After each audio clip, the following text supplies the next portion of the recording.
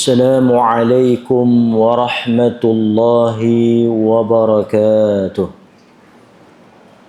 الحمد لله رب العالمين وبه نستعين على أمور الدنيا والدين،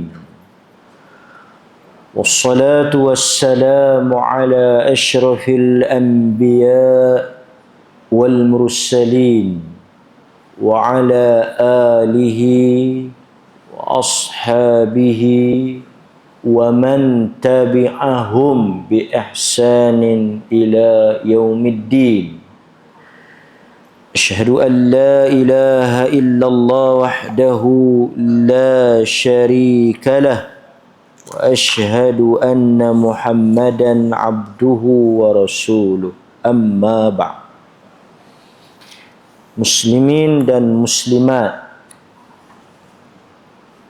hari yang ke-11 kita berada di dalam bulan Ramadan. Kita semakin masuk dan melalui hari-hari yang telah berlalu dan semakin menghampiri pertengahan Ramadan. Sebelum kita melangkah kepada 10 yang akhir, berbaki lebih kurang 2 minggu lebih sahaja lagi. Ada lebih kurang 17 ataupun 18 hari sahaja. Mudah-mudahan Allah memberikan kekuatan untuk kita sampai Ramadan ini. Permulaannya penting, pertengahannya penting, tetapi kemuncaknya ialah 10 yang akhir. Terima kasih Tuan Imam Fadil Al-Ustaz Khidir Hafizahullah yang telah memberikan peluang untuk saya menyampaikan durus Ramadan bersama dengan tuan-tuan, dan kita akan membincangkan tentang satu tajuk yang memang dekat dan rapat dengan orang-orang yang beriman, iaitu syurga dan ahlinya. Dalam siri yang pertama ni tuan-tuan, saya nak jelaskan Allah Azza wa Jal apabila menceritakan tentang sifat orang-orang yang beriman, bertakwa dan sebagainya, Allah menyatakan dengan jelas bahawa mereka itu sangat menginginkan syurga, sangat mengharapkan syurga. Tidak benar dan tidaklah betul tanggapan dan dakwaan bahawa kita tidak boleh mengharapkan syurga. Apabila kita membaca Al-Quran, bahkan saban minggu, pada setiap hari Jumaat kita mendengar imam membaca bagaimana Allah menyebut tentang sifat-sifat orang yang beriman, termasuk sekarang meninggalkan makan dan minum, meninggalkan syahwat, menanggung kelaparan dan dahaga, menanggung kepenatan dan keletihan. Untuk apa? Kerana syurga. Sebab itu kita selalu dipujuk oleh Allah. Kita selalu dimotivasikan oleh Nabi dengan menyebut tentang nikmat syurga, keseronokan syurga, supaya keletihan dan kepenatan kita hilang apabila kita mendengar dan menikmati syurga.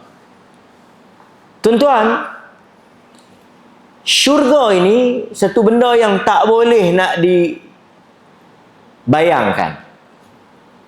Tapi Nabi sebut satu hal yang penting untuk kita ingat. Kita ni penat ni, letih, ngantuk. Masjid ni pula memang menguji kesabaran kita. Dia pergi letak ayak minera depan kita duduk sembahyang hangat-hangat lagu ni. Aduh. Kita duduk sembahyang pun tengok ayak ni kan. Walaupun ayak minera dia punya tengah-tengah hari ni kan, geram tak tahu nak kata. Tapi kita tahan nafsu kita. Sebab apa tuan-tuan? Allah cerita kat kita. Nabi sebut akhirat esok Allah ambil satu orang yang paling teruk hidup dia di dunia, merempak, dan dia tidak pernah langsung merasa seronok dan senang. Hidupnya dipenuhi dengan kesusahan, kesakitan, penderitaan. Allah ambil, Allah masukkan dia dengan satu celupan. Ini Nabi cerita. Nabi kata Allah ambil satu orang yang paling susah, terseksa, menderita dalam hidup dia. Kemudian Allah celup masuk dalam syurga. Dengan satu celupan Allah angkat keluar. Kemudian Allah bertanya kepada dia. Sepanjang hidup dia tak pernah kenal apa dia itu senang, apa itu seronok, apa itu nikmat. Dia tak pernah kenal. Kadang-kadang kita tengok orang dah jatuh ditimpa tangga kan, susah, dah miskin, dah susah, melarat, merempak, boh pula ke atas, kena pula penyakit kanser ke apa ke, teruk. Ui, tak tahu nak habaq. Dengan susah, dengan duit tak ada, pi pula tambah ke atas dengan penyakit. Kita nak tolong pun tak tahu nak tolong kok mana. Kita tolong bagi duit, sakit dia pula mai teruk. Kau nak lega sikit, hok nu pula tak ada duit, merempak, melarat, anak pula sat lagi nu. Nabi kata Allah ambil, Allah masukkan ke dalam syurga dan Allah angkat keluar, dan Allah tanya, apa itu susah? Allah tanya, apa dia itu susah? Sepanjang hidup dia mengalami dan menderita kesusahan.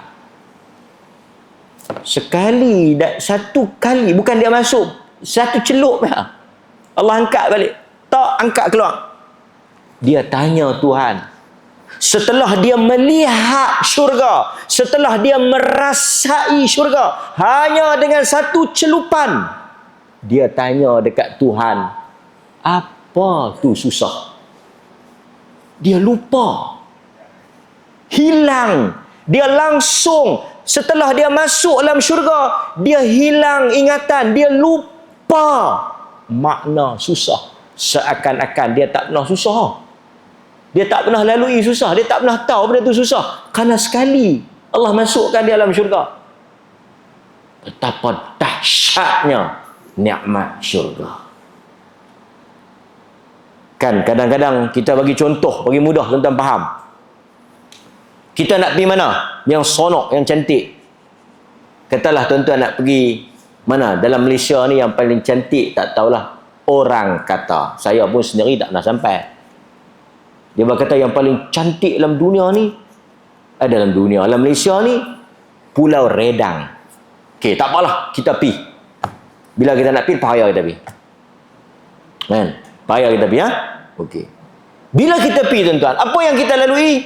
Depa kata, ada kawan-kawan di Terengganu, saya telefon, dia kata, pergi kot besut kot, kena tinggal kereta, tidur semalam, esok kita nak kena naik bot pula, baru kita boleh pi, baru boleh sampai. Tu kena tunggu bot, beratok apa semua, kita daripada pelih apa semua, penat, letih apa semua. Dengar cerita tu pun letih lah, dah ada orang pi.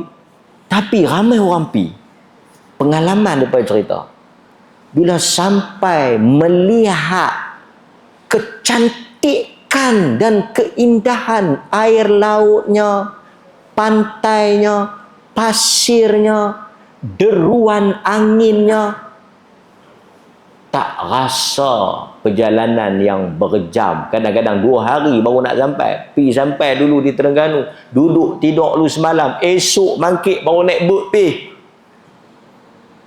Tak boleh sampai-sampai terus pi. Itu baru dunia. Bila sampai-sampai tu, terlupa tu. Isteri kata, berbaloi kita mai. Padan, letih pun tak apa. Habis duit pun tak apa. Cantik. Itu dunia. Dan kita orang beriman, tuan-tuan, kita puasa. Tuan-tuan selalu dengar perkataan imanan. Sebahagian orang hafal. Hari pertama tu dengar, hari kedua dengar, hari ketiga dengar, hari keempat hafal. Pasal ustaz semua duk baca hadis tu. Man shama ramadhana imanan wahtisaban. Sesiapa yang puasa kerana iman dan kerana ihtisaban. Apa makna ihtisaban? Para ulama kata mengharapkan syurga. Sesiapa yang berpuasa kerana ikhlas, imanan, iman yang betul, akidah yang benar, tujuan yang betul, wahtisaban, dan dia mengharapkan syurga Allah. Wahtisaban, mengharapkan pahala, mengharapkan syurga. Siapa kata tak boleh harap syurga? Siapa kata tak boleh harap pahala bila buat ibadah? Nabi sendiri sebut, man qama Ramadan, siapa yang mendirikan malam Ramadan, salat ni, kita ni berapa belah rakaat salat, berdiri 2 jam lebih, 2 jam kan, bangkit pula saat lagi tahajud. Untuk apa? Kerana nak masuk syurga. Tuan-tuan tanya sahabat tuan-tuan, tanya orang sebelah, tanya anak isteri tuan-tuan, kita buat ni untuk apa? Kerana nak masuk syurga. Dan sahabat tanya, apa amalan kalau kami buat boleh masuk syurga? Apa benda yang kalau kami bagi sedekah boleh masuk syurga? Apa benda yang kalau kami buat boleh selamat daripada neraka? Kesemua para sahabah bertanya, apa jalan ke syurga? Tidaklah pula Nabi kata, mayang sudah, kalut syurga apa? Tuhan tahu aja dia. Kadang-kadang agama, dia tahu manusia memerlukan sesuatu, mengharapkan sesuatu. Sebab itu Allah apabila menceritakan tentang orang beriman, Allah kata apa? Kenapa tuan-tuan berdiri semayang malam? Kenapa? Gagah. Tengok kadang-kadang yang semayang tu, Allah, tu imam tak rokok lagi, dia rokok lah. Ngantuk. Kan? Nak semayang lohok 4 rakaat pun jenuh, tu yang naik. Gagah mayang tarawih. Pasal apa? Tak apalah, tak semayang isyak pun, janji tarawih tak tinggal, tak apalah. Pandai-pandailah malaikat kira. Kan? Itu belum lagi hari raya nanti. Subuh tak bangkit, tak tahu pakai sampin mayang raya. Tak apa. 2 rakaat lah juga. Kenapa tuan-tuan? Tentu ada sesuatu yang menjadi pendorong perangsang kepada tuan-tuan untuk berdiri berjam-jam.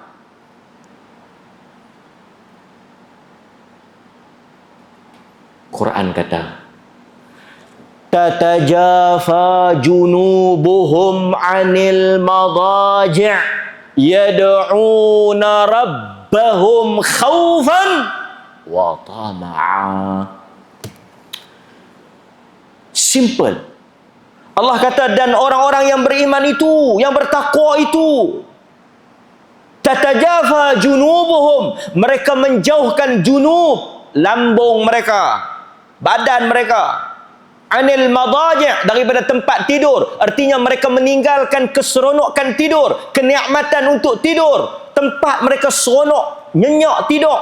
Tatajafa junubuhum anil madaji'. Untuk apa? Mereka bangun tidur untuk apa? Meninggalkan tempat tidur itu kenapa?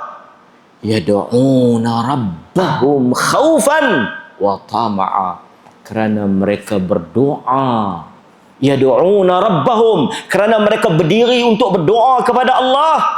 Khaufan, Allah sebut ni khaufan, kerana takutkan neraka, wa tama'a, dan kerana tamakkan syurga. Very clear.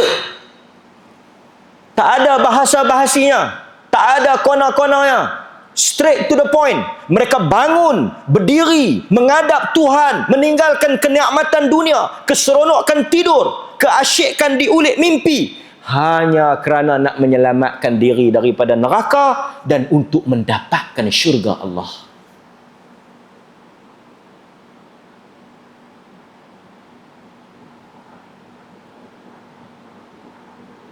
Sebab itu, orang yang tak merasai, dia tak memahami. Man lam yazuq la yafham.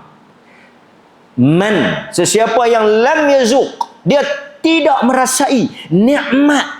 Pasal itu sukar kita nak cerita ke orang nikmat ibadat ni, lazatnya ibadat ni sukar. Pasal dia tak rasai benda tu. Sebab itu orang yang tak rasa, la yafham, dia tak faham. Mudah-mudahan tuan-tuan, berbaki 2 minggu lebih ni, kita mesti buat apa-apa pun tuan-tuan. Innamal a'mal, sesungguhnya amalan itu bergantung kepada bi khawatimiha, penamat. Kadang-kadang dia tuan-tuan macam kita lah, apa-apa pertandingan pun, Ramadan ni satu pertandingan. Saya dan tuan-tuan kita bertanding. Pasal itu dalam Al-Quran, cuba tuan-tuan perhati tengok. Di dalam Al-Quran yang kita duk baca dalam bulan puasa ni, dalam Quran, bila Allah sebut tentang syurga, Allah sebut tentang akhirat, Allah sebut dengan perkataan lari. Wasari'u, fastabiku, segera, berlumba, lari. Itu kalau akhirat. Kalau dunia, Allah bila dia sebut tentang akhirat, dia sebut dengan perkataan lari, cepat.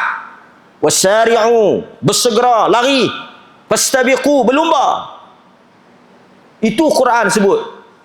Tapi bila tentang dunia, famshu, jalan dah lah. Quran lah. Famshu fi manakibiha, dan berjalanlah. Tengok, Quran mengajar kita. Urusan dunia berjalan, tetapi urusan akhirat berlari.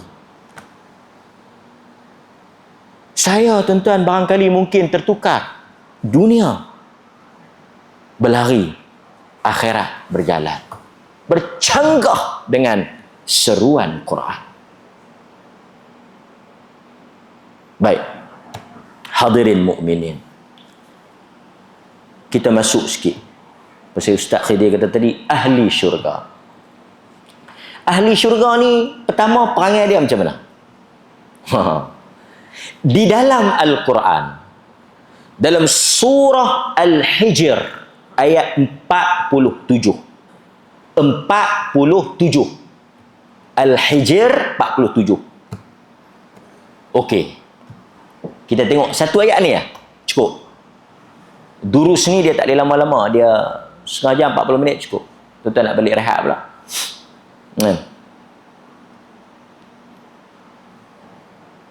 Di dalam ayat ini Allah Subhanahu wa taala menceritakan tentang keadaan penghuni syurga.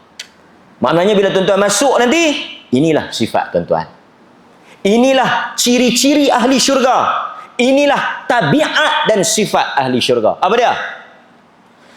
Wa nazza'na ma fi sudurihim min ghil ikhwanan ala sururin mutaqabilin. Clear. Quran kata wa nazza'na, dan kami cabut. Nazza'na, kami cabut daripada ahli syurga sebelum mereka masuk. Ma fi sudurihim, daripada dada-dada mereka. Allah kata kami keluarkan, bersihkan daripada dada-dada ahli syurga itu min ghil. Apa dia ghil? Ghillin, dengki, hasad. Maknanya ahli syurga, salah satu daripada sifat ahli syurga, dia tidak mempunyai hasad. Tuan-tuan, sekali saya cerita, kalau Allah tak buang sifat hasad dengki ni, kalut kita, kalut. Cempar habis dalam syurga. Berkelahi habis. Saya bagi contoh. Pasal apa orang perempuan tak bagi orang lelaki-lelaki menikah dengan perempuan lain? Kita cakap betul lah. Pasal apa? Tetapi dia apa dia rasa? Bukan dia fikir pasal lelaki tu. Kan? Kerana dia dengki. Hasad. Tak apalah benda tu biasalah, dengki lah. Kan? Dengki, dia hasad lah. Kan? Sekali lagi kalau ada perempuan lain kahwin dengan lelaki dia, mungkin perempuan lain tu dapat kasih sayang lelaki dia lah, dapat harta lelaki dia lah. Tak boleh dia seorang ya. Dia jadi dia dengki. Dengki ni apa? Tak boleh melihat orang lain dapat nikmat lebih pada dia. Tapi kalau dapat balak tak apa. Kau tuan-tuan terbalik. Oleh kerana tuan-tuan ni, saya tengok muka ada nur. Tengok-tengok kawan tu sakit. Apa pasal Tuhan bagi hang sakit teruk hang? Dia tak bagi aku sakit. Aku dengki kat hang ni. Aku tengok hang je duk sakit. Aku bila nak sakit? Oh, ni kira kamat hidup. Kita akan picum kaki dia ambil berkat. Hebat lah. Satu orang kalau dia dengar satu orang dapat balak, dia dengki lah. Dengki ke tak? Dia kata aku pergi cek duit dalam bank aku. Tengok-tengok siapa scam atau cerah habis. Tak ada, tinggal RM10 lah. Tu pun tak boleh buat keluar pasal untuk duit buku. Kita pun kata apa? Aku dengki. Awak mereka tipu hang, tak tipu aku. Pasal apa ujian tu kena kat hang, tak kena kat aku? Pasal apa akaun hang yang mereka ambil, bukan akaun aku? Aku dengki betul. Oh. Ada tuan-tuan? Yang tak ada ya, hang parking tak mana? Tu, parking jauh sikit ya, kereta baru, takut jalak. Oh, kereta hang, kereta aku. Yang tu boh tu kalau. Dia main tambah raya-raya ni kan. Raya-raya ni dia bukan boleh balik semua, bukan nak merapatkan ukhuwah, dia balik ke duk dengki lah. Ini semua pun sama dengan Syawal, Zulkaidah, Muharram, Safar. Lawan duk nak menunjuk. Ini satu benda juga kadang-kadang raya ni. Kan? Dalam kalangan masyarakat kita, satu benda yang tak bagus. Bila balik raya ni, dia duk lawan nak berdengki. Kamu ni cerita kono sikit, kau ni cerita kono sikit. Kan? Dengki. Kalau Tuhan tak buang dengki ni, apa berlaku? Dalam syurga, orang akan dapat nikmat. Sat lagi kawan tu dapat nikmat, sat lagi kawan ni dapat nikmat. Dan tuan-tuan, macam mana pula dengan lelaki? Pasal lelaki akan dapat bidadari. Lelaki, pertama orang laki-laki ni, tuan-tuan yang puasa ni, jangan duk buka. Sabar. Di atas kesabaran tuan-tuan, tersedianya bidadari. Jangan tak buka langsung pula. Awak abang sampai tak mau buka dah isyak dah ni. nak dapat bidadari. Kan? Tu bidadara. Saya nak tanya orang perempuan kan, orang perempuan kalau dia dengar laki-laki suami dia ada perempuan lain, dia marah kan, dia marah. Tetapi dalam syurga suami dia diberikan bidadari. Pertama, laki-laki ni dia akan balik dengan bini dia lah, dan bini ni akan balik dengan laki dia. Akan balik dengan laki dia, laki akan balik dengan bini dia. Akan baliklah, suami isteri ni akan kembali bersama. Di samping itu Allah memberikan kepada lelaki-lelaki ini bidadari. Masa tu perempuan kita, bini kita duk buat apa? Agak-agak bini kita duk buat apa? Macam mana keadaan bini kita masa kita dapat bidadari? Tuan-tuan jangan usah hati. Dengar-dengar ustaz tu kata, ni, dengar ni orang laki-laki, esok kalau kita mati dapat bidadari, dia lemah perut, dia habaq kat Tok Imam, saya tak mau masuk syurga. Awak, bini saya cemburu, sekali masuk syurga kalut pula. Dari sedah saya dapat bidadari. Yang tu bini dunia. Bini akhirat. Bini akhirat. Pasal apa bini? Pasal apa isteri tuan-tuan, ketika tuan-tuan dapat bidadari, dia tak rasa apa? Pasal apa masa tuan-tuan dapat bidadari, kalau tuan-tuan pergi balik habaq lah ni, mah, aku dapat bidadari. Buat teman, kawan hang. Saya tak tahu tuan-tuan, kalau tuan-tuan boleh main sembahyang asar, cara jago kan? Habaq lohok tak tentu lagi. Kan? Bidadari tak bidadari. Kan? Kayu 35. Tapi saya nak sebut kat tuan-tuan, pasal apa dalam syurga reaksi perempuan tidak seperti di dunia? Kerana wa nazza'na ma fi sudurihim, kerana sudah tidak ada dengki. Dia dah tak rasa apa dah, dia seronok pula. Alhamdulillah, alhamdulillah suami dia dapat. Alhamdulillah Allah Taala bagi bidadari kat suami dia. Alhamdulillah, dia tumpang gembira, dia tumpang seronok. Hari ni tuan-tuan orang berlakon saja depan kita. Ni kata aku alhamdulillah dapat aku tumpang seronok. Betul tak betul kita tak tahu lah. Arab kata mujamalah. Mujamalah ni maksudnya dia berbahasa dengan kita. Dia kata aku alhamdulillah raya ni ni dia mujamalah. Tapi betul ke dia seronok dengan kita? Betul ke dia tumpang seronok dengan kita? Mana kita tahu. Alhamdulillah rezeki hang, alhamdulillah lah rezeki hang di mulut, tapi kita tak tahu dalam hati dia. Kenapa? Kerana itu Allah ajar kita ketika doa. Tuan-tuan, pasal apa tuan-tuan masa sembahyang mati tuan-tuan baca apa? Antara doa yang tuan-tuan baca, Allahumma ighfir lahu warhamhu wa'afi wa'fu anhu wa akrim nuzulahu wa wasi' madkhalah. Lagi doa apa lagi?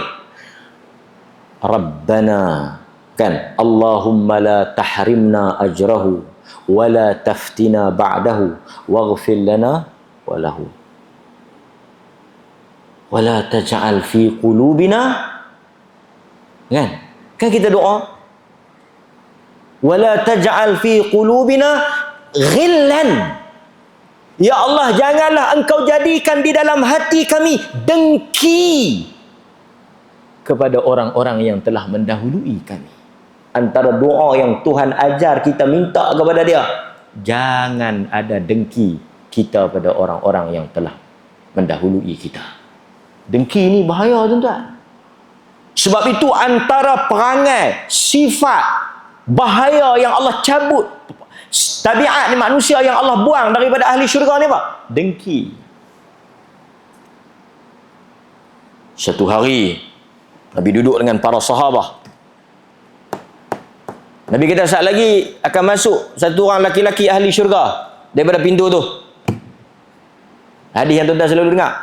Cuih, mai. Sahabat duduk tunggu. Siapa?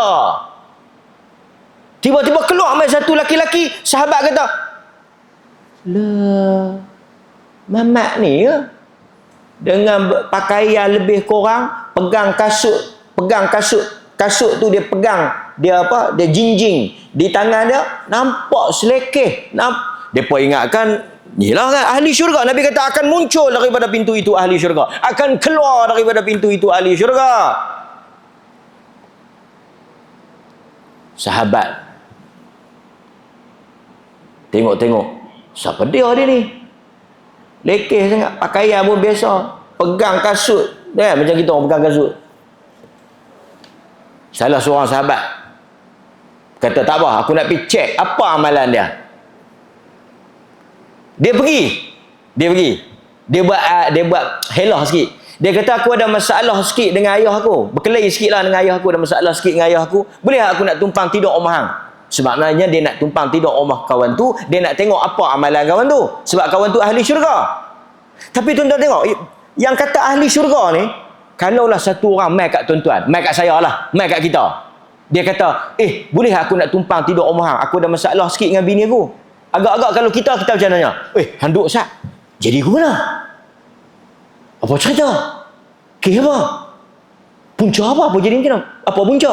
Kita tak ada duk kira dah nak bagi lena ke apa. Korek habis dulu. Tapi tengok ahli syurga, tengok perangai ahli syurga. Tuan-tuan tengok perangai ahli syurga.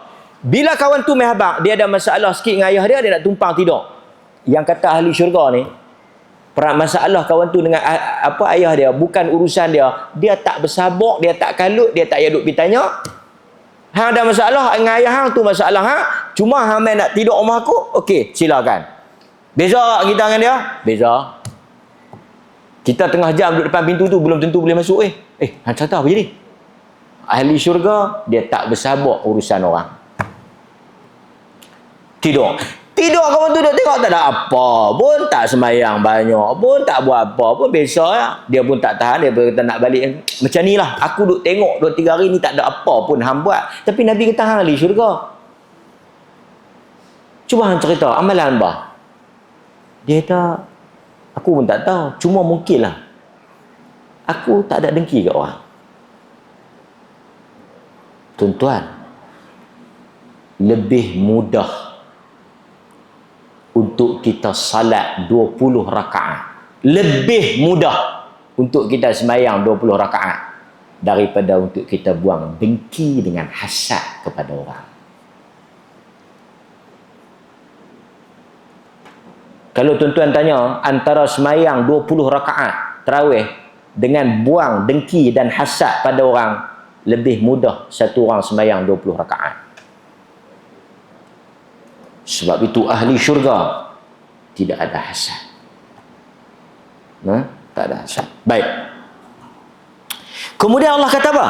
Ikhwanan, dan mereka itu bersaudara. Ala sururin mutaqabilin, dan mereka duduk saling berhadapan. Nampak? Kan? Kemudian Allah sebut juga dalam ayat-ayat yang lain banyak Okey. Kemudian saya nak sebut pada tuan-tuan apa yang ahli syurga sembang bila mereka duduk berhadapan ni. Kalau tuan-tuan tengok pada ayat Al-Mutaffifin 29 sampai 36, As-Saffat ayat 50 60, banyak. Tapi saya nak sebut quote Ibn Kathir sebut apa? Kata Ibnu Kathir, Allah menceritakan kepada kita mengenai penghuni syurga. Banyak ayat-ayat tentang penghuni syurga ni. Mutaqabilin, duduk berhadapan. Dan bukan duduk saja, bersembang. Dan di antara perbuatan ahli syurga ni, mereka berbual, bersembang. Kata Ibnu Kathir, Allah menceritakan kepada kita ahli syurga itu duduk berhadap di antara satu sama lain sambil bersoalan dan berbual-bual. Tentang apa? Tentang keadaan ketika mereka hidup di dunia, apa yang mereka lalui. Maksudnya Ibn Kathir kata antara topik ahli syurga bincang apa? Kehidupan dunia. Dia teringat balik apa dia buat, apa dia kerja.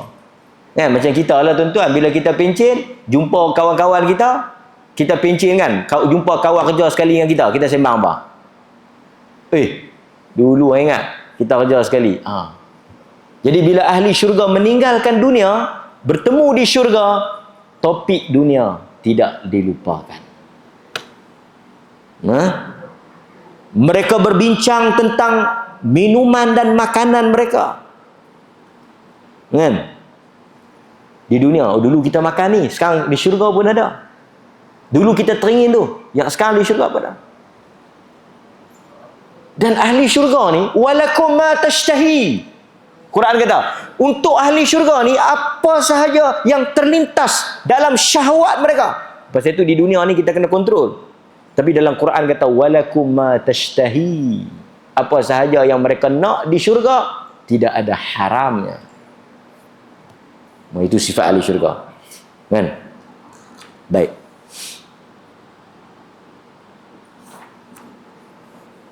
Dan yang terakhir, dalam surah Al-Mudaththir, Allah Ta'ala sebut pada ayat 39 hingga 47. Allah sebut tentang golongan Ashabul Yamin. Tuan-tuan, kalau kita tengok dalam Quran ni, memang banyak tempat Allah sebut tentang nikmat syurga. Untuk apa? Untuk targhib. Targhib. Arab kata targhib. Dia ada dua. Satu targhib, satu lagi tarhib. Satu untuk galakkan, satu lagi untuk ancaman, menakutkan. Ayat-ayat yang berbentuk targhib. Targhib ni maksudnya motivate. Dia memotivasikan kita, merangsang kita, menggalakkan kita, encourage kita. Ayat-ayat apa? Ayat-ayat syurga. Sebab itu salah satu daripada sunnah Nabi, apabila imam membaca ayat-ayat syurga, kita dengar imam baca sunnah. Katalah itu imam baca, wa basyiril ladzina amanu wa amilus salihat anna lahum jannah. Ayat syurga tu. Dan berilah khabar gembira kepada ahli syurga, wa basyiril ladzina amanu wa amilus salihat anna lahum jannah. Bagi mereka syurga. Sunnahnya apa?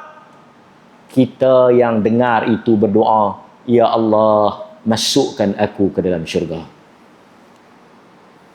Minta. Kan dalam bulan Ramadan ni kita dengar banyak orang duk baca ayat-ayat Quran kan. Kita dengar tu imam baca ayat-ayat syurga kan. Banyak. Kita lalu. Sambil kita baca, sambil kita dengar tu imam baca tu, dia lalu ayat-ayat syurga. Tuan-tuan yang dengar tu, kena ambil peluang tu. Ya Allah, masuk, Allahumma inni as'aluka al-jannah. Ya Allah, aku nak syurga. Masukkan aku dalam syurga. Dan bila lalu ayat-ayat azab, ayat-ayat neraka, ya Allah, aku berlindung daripadamu neraka. Itu sunnah. Pelan-pelan lah baca, pelan-pelan lah. Jangan dekat-dekat. Jangan terkejut orang sebelah tu. Kan? Allah sebut dalam Al-Mudaththir. Ini kita tutup durus kita dengan ayat ni. Kecuali golongan kanan, mereka itu diletakkan di dalam syurga yang penuh nikmat. Mereka bertanya tentang orang yang berdosa. Apakah yang menyebabkan mereka dicampak ke dalam neraka sakar? Ahli syurga ni dia bercakap, salah satu lagi topik dia tentang apa? Tentang ahli neraka. Lalu mereka menjawab, kami dahulu bukan daripada kalangan orang-orang yang menunaikan salat. Kami tidak pernah memberi makan kepada orang miskin. Dan kami pernah berkata kepada orang yang salah, perkara yang salah bersama. Maknanya kami dulu di dunia, pertama tak sembahyang, yang kedua kedekut, yang ketiga bercakap benda yang haram. Dan kami mendustakan hari akhirat, sehinggalah datang kematian. Ahli syurga ni dia tanya ahli neraka, pasal apa mau masuk neraka? Pedih ayat tu. Pasal apa masuk neraka? Allah Ta'ala tunjuk salah satu daripada nikmat ahli syurga, melihat ahli neraka.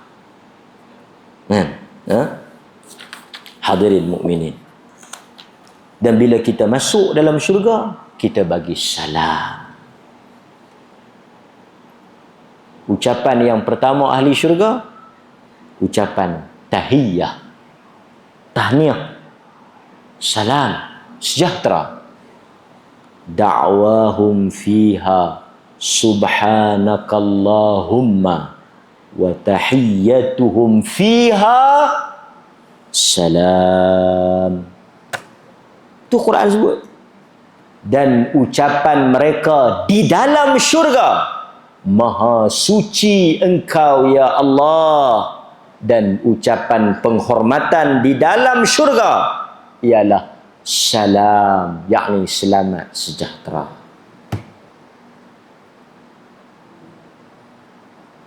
Nabi kata, ayyuhan nas at'imut ta'am, bagi orang makan. Afshus salam, jumpa orang bagi salam. Lagi, wasilul arham, ada adik-beradik sambung silaturahim. Wasallu bil lail, tengah malam bangkit semayang. Tengah malam bangkit semayang. Wan nas bin niyam, ketika orang lena kamu bangkit semayang. Nabi kata tengah orang tidur hampa bangkit, yang tu besar.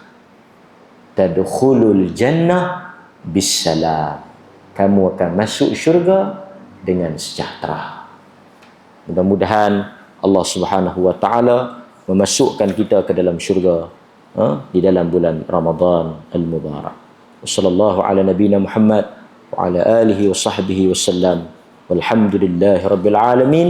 Wassalamu alaikum warahmatullahi wabarakatuh.